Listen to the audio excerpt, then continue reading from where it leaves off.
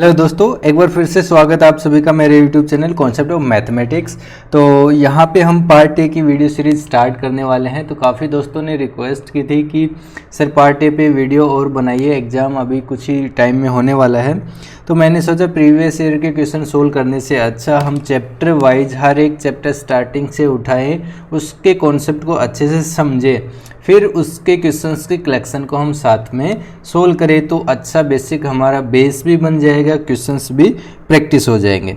ठीक है, तो इसलिए मैंने ये नया वीडियो सीरीज स्टार्ट किया स्पेशली पार्ट ए के लिए, चाहे वो CSIR UGC नेट में आता हो, चाहे जनरल एप्टीट्यूड गेट के एग्ज़ाम में आता हो, या कोई दूसरा गवर्नमेंट एग्ज़ाम हो जहाँ पे आपका मैथमेटिकल एप्टीट्यूड या जनरल एप्टीट्यूड आता है, वो हम यहाँ पे पढ़ेंगे। तो जनरल एप्टीट्यूड जो कि सबके पास होना चाहिए।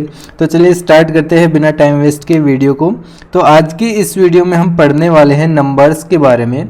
तो यहाँ पे हम नंबर्स की बात करेंगे, तो इसके बेस पे एवरी ईयर CSIR की बात करता हूँ मैं, एक क्वेश्चन कंफर्म आता है। और जो स्टूडेंट मैथमेटिकल साइंस के हैं वो तो इसको सोल्व कर लेते हैं, इजीली लगा लेते हैं, लेकिन बाकी जो सब्जेक्ट के स्टूडेंट हैं उनसे नहीं लग पाता। तो इस वीडियो को स्टार्ट करने से पहले मैं आपको बता देना चाहता हूँ कि मैं कुछ चीज़ें मान के चल रहा हूँ कि आपको नेचुरल नंबर्स के बारे में पता है, होल नंबर्स के बारे में पता है, इंटीजर्स को आप जानते हैं, रैशनल नंबर्स को आप जानते हैं, आप इरेशनल नंबर्स को जानते हैं, रियल नंबर आपको पता है और कॉम्प्लेक्स नंबर आपको पता है। ठीक है, तो मुझे उम्मीद है आपको ये सारी टर्म्स क्लियर होंगी। तो चलिए उसके बाद मैं ये भी मान रहा हूँ कि आपको कंपोजिट नंबर के बारे में भी पता है, आपको प्राइम नंबर्स के बारे में भी पता है, और आप इवन नंबर्स को अच्छे से पहचानते हैं, जानते हैं उनके साथ काम करना कैसे डील करते हैं, इवन एंड ओड नंबर्स को। तो आज की इस वीडियो सीरीज में बात करेंगे हम पढ़ने वाले क्या हैं। तो हम यहाँ पे देखेंगे डिविजिबिलिटी रूल। ठीक है, इस वीडियो में मेन हम देखेंगे डिविजिबिलिटी रूल की कोई भी नंबर है हमें वो कैसे पता चलेगा, 2 से डिवाइड होता है, 4 से, 7 से, 8 से, 11 से, किस नंबर से वो डिवाइड होता है। फिर उसके बाद हम देखेंगे HCF क्या होता है। जैसे यहाँ पे लिखा हुआ है HCF को हम बोल सकते हैं GCD भी बोलते हैं, और HCF को हम बोलते हैं, इसकी फुल फॉर्म होती है हाईएस्ट कॉमन फैक्टर या ग्रेटेस्ट कॉमन डिवाइजर। तो हम यहाँ पे बात करेंगे कि ये हाईएस्ट कॉमन फैक्टर या ग्रेटेस्ट कॉमन डिवाइजर्स क्या होते हैं। यहाँ पे फैक्टर किस चीज़ को बोलेगा और यहाँ पे डिवाइजर उसने किस चीज़ को बोला है, तो ये भी हम क्लियर करते हैं। तो HCF या GCD है, वहाँ से हमें दो चीज़ें पढ़ने को मिलेंगी, फैक्टर या डिवाइजर या मल्टीपल। ठीक है, तो फैक्टर डिवाइजर HCF GCD में यूज होगा, और जो यहाँ पे मल्टीपल है वो LCM में यूज होगा। ठीक है, तो यहाँ पे देखते हैं if a number x divides y completely, अगर x y को कम्प्लीटली डिवाइड करता है then x is a factor, या हम उसको बोले डिवाइजर ऑफ y। क्लियर है इतना, x y को डिवाइड कर रहा है तो x को हम फैक्टर या डिवाइजर बोलेंगे y का, and y is called a multiple of x, y is a multiple of x। तो यहाँ पे जैसे हम HCF पढ़ेंगे वैसे ही हम LCM भी पढ़ने वाले हैं। LCM क्या होता है, लीस्ट कॉमन मल्टीपल। ठीक है, ये दोनों टर्म्स भी हम आगे डिफाइन करेंगे, इनके एग्जांपल्स, इनके क्वेश्चन सोल्व करेंगे। बहुत ही बेसिक सी चीज़ें हैं लेकिन काफ़ी यूज होने वाली, इनकी हेल्प से क्वेश्चन सोल्व होगा। तो चलिए स्टार्ट करते हैं हम डिविजिबिलिटी रूल। तो सबसे पहले हम पढ़ेंगे यहाँ पे डिविजिबिलिटी बाई 2 से कौन कौन से नंबर डिवाइड होंगे, ये कैसा पता चलेगा। बहुत ही सिंपल सी ट्रिक है, बहुत ही सिंपल सा इसका रूल है। For a given number, if we have given some number and we have to check last digit of that number, हमें उसकी last digit check करनी है। For what? To check the divisibility by 2. If last digit is even, अगर last digit क्या है, even है, means divisible by 2 है, तो हमें उस नंबर की सिर्फ लास्ट डिजिट चेक करनी। जैसे यहाँ पे हमारे पास दो नंबर्स गिवन है, हमें इनकी लास्ट डिजिट चेक करनी है सिर्फ कि इसकी लास्ट डिजिट क्या है। अगर वो लास्ट डिजिट 2 से डिवाइड हो रही है तो वो नंबर भी 2 से डिवाइड होगा। तो जैसे कि यहाँ पे 2 है, ये 2 से डिवाइड होगा, तो ये कंप्लीट नंबर भी 2 से डिवाइड होगा। यहाँ पे जो लास्ट डिजिट है वो 5 है, 2 से डिवाइड नहीं होता, मीन्स ये कंप्लीट नंबर भी 2 से डिवाइड नहीं होगा। क्लियर है, 2 का बहुत ही सिंपल है, आगे सारे सिंपल है। तो देखिए फटाफट, तो डिविजिबिलिटी रूल बाई 3 पे बात करते हैं। If the sum of digits हमें कोई भी गिवन नंबर है उसके डिजिट्स का क्या निकालना है, सम निकालना है of the given number is divisible by 3। अगर उन डिजिट्स का सम 3 से डिवाइड हो रहा है तो ओरिजिनल नंबर भी 3 से डिवाइड होगा। अगर वो सम 3 से डिवाइड नहीं होता तो ओरिजिनल नंबर भी नहीं होगा। तो जैसे यहाँ पे हमारे पास एग्जाम्पल है, हमें इनकी डिजिट्स का सम निकालना है 1 + 2 + 3 + 4 = 10। ये 3 से डिवाइड नहीं हो रहा, मीन्स ये जो कंप्लीट नंबर है ये भी 3 से डिवाइड नहीं होगा। ऐसे ही नेक्स्ट एग्जाम्पल में देखते हैं 9 + 8 + 3 + 7 + 2 = 10 10 20 29। 29 भी 3 से डिवाइड नहीं होता, मीन्स ये नंबर भी 3 से डिवाइड नहीं होगा। और इसके अलावा अगर मैं नंबर लेता हूँ 1 2 3, तो इसका सम ऑफ डिजिट क्या है 6, जो 3 से डिवाइड हो रहा है, तो ये नंबर भी क्या होगा 3 से डिवाइड होगा। तो ऐसे हमें चेक करना है 3 के लिए। नेक्स्ट है 4 का कि डिविजिबिलिटी बाई 4 हम कैसे चेक करेंगे। तो जैसे 2 में हमने देखा था लास्ट डिजिट 2 से डिवाइड होनी चाहिए, 4 में हम देखेंगे लास्ट 2 डिजिट्स 4 से डिवाइड होनी चाहिए। If last 2 digits of given number are divisible by 4 then the given number is also divisible by 4। अगर लास्ट 2 डिजिट 4 से डिवाइड नहीं होंगे तो गिवन नंबर भी डिवाइड नहीं होगा। तो इस नंबर में हमें चेक करना है लास्ट 2 डिजिट 37 है, यहाँ पे 37 4 से डिवाइड नहीं होता, तो ये नंबर भी 4 से डिवाइड नहीं होगा। आप चाहे इनको वेरीफाई कर सकते हैं।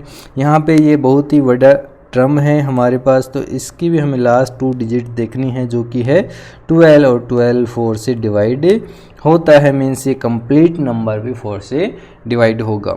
तो चलिए देखते हैं नेक्स्ट डिविजिबिलिटी बाई 5।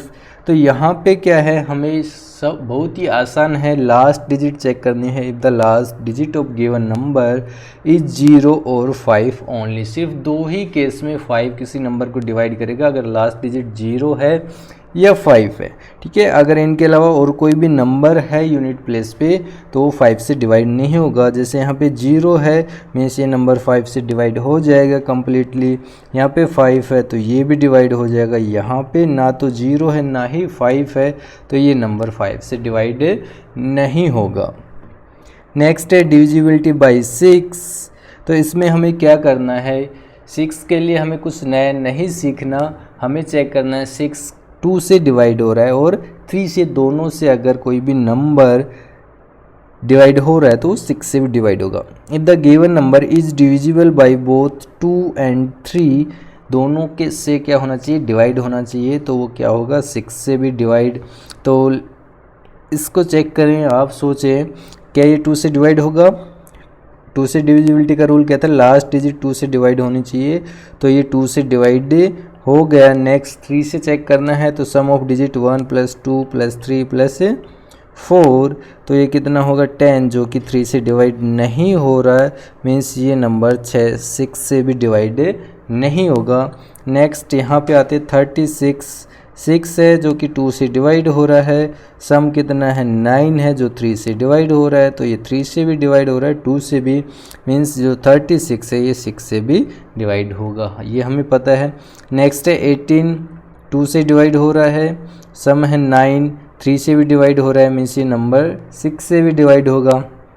नेक्स्ट यहाँ पे आते हैं, यहाँ पे इसका जो फर्स्ट डिजिट है वो 2 से डिवाइड नहीं हो रहा, चाहे बेशक से इसका सम 6 है जो कि 3 से डिवाइड हो रहा है, लेकिन ये नंबर 6 से डिवाइड नहीं होगा क्योंकि उसके लिए दोनों से डिवाइड होना चाहिए। तो चलिए नेक्स्ट देखते हैं डिविजिबिलिटी बाई 7। तो इसमें क्या बोला गया है, हमें 7 के लिए अभी तक बहुत ही इजी से थे, अभी 7 के लिए थोड़ा सा हमें वर्क करना होगा। इसका अपना एक प्रोसीजर है, there is a process for this rule. इसके लिए एक प्रोसेस है, उसके लिए हम क्या करेंगे, for this we have to find out a number which is equals to, हमें यहाँ पे कैलकुलेशन करनी होगी और वो कैलकुलेशन क्या है, हमें निकालना है number get by eliminating unit digit from the given number.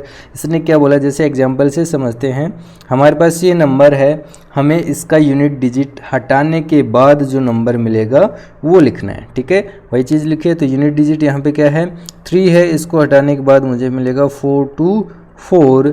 इस नंबर में से मुझे माइनस करना है twice of unit digit, twice of unit digit क्या हो जाएगा 6, तो मुझे यहाँ पे क्या मिलेगा 418। ठीक है, ये नंबर मिला है।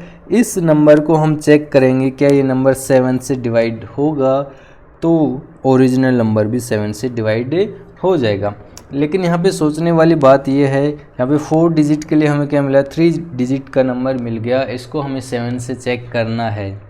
ठीक है, ऐसे ही ये फिर से हमें नहीं पता, तो इसी पे रूल फिर से अप्लाई करेंगे। मीन्स कैसे, हमें लास्ट डिजिट को छोड़ के बाकी डिजिट्स को लिखना है 41 माइनस में डबल ऑफ यूनिट डिजिट करना है हमें, तो क्या बचेगा यहाँ पे 32 16 8 9, तो यहाँ पे आ जाएगा 25। ठीक है, और 25 हमें पता है 7 से डिवाइड नहीं होता, ये 25 7 से डिवाइड नहीं हो रहा, मीन्स ये नंबर 7 से डिवाइड नहीं होगा, ये नंबर 7 से डिवाइड नहीं हो रहा, तो ये नंबर भी 7 से डिवाइड नहीं होगा।